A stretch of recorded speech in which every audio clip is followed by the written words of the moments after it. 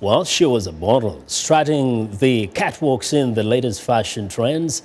Today, Tiguidanke Camara is chairman and CEO of the Tigui Mining Group and Camara Gold and Mining Network. So how did this beautiful Guinean-born fashion model turn into a mining magnate?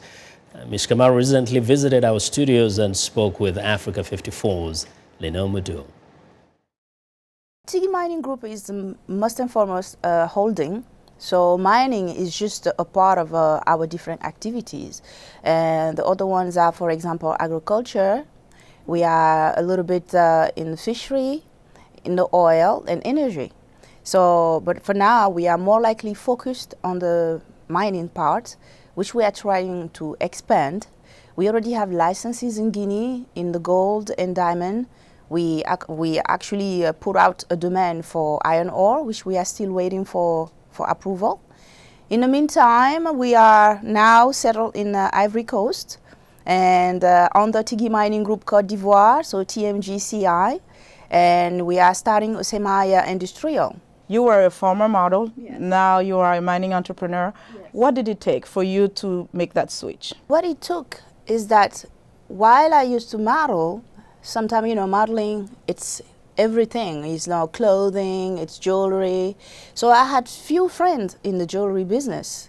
And it happened that most of them had licenses in Guinea, or the mineral that they were using were coming from Africa and specifically Guinea.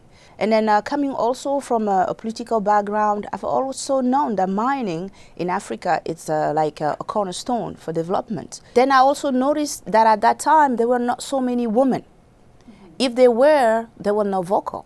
For someone who is interested in this business but has no clue, where do you start? What I did is to surround myself with people that know about the mining sector.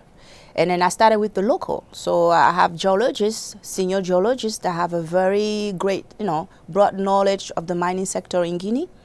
And then they were able to guide me as far as the type of mineral that I should start with.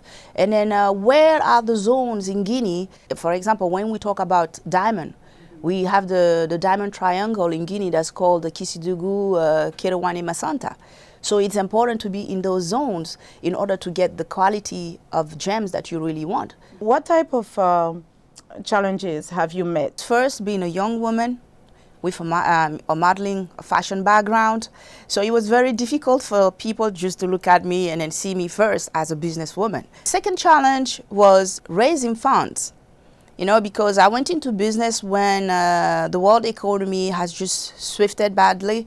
And the area I invested, Guinea, at that time was going through some turmoil of its own. But thank God, we elected a democratic president.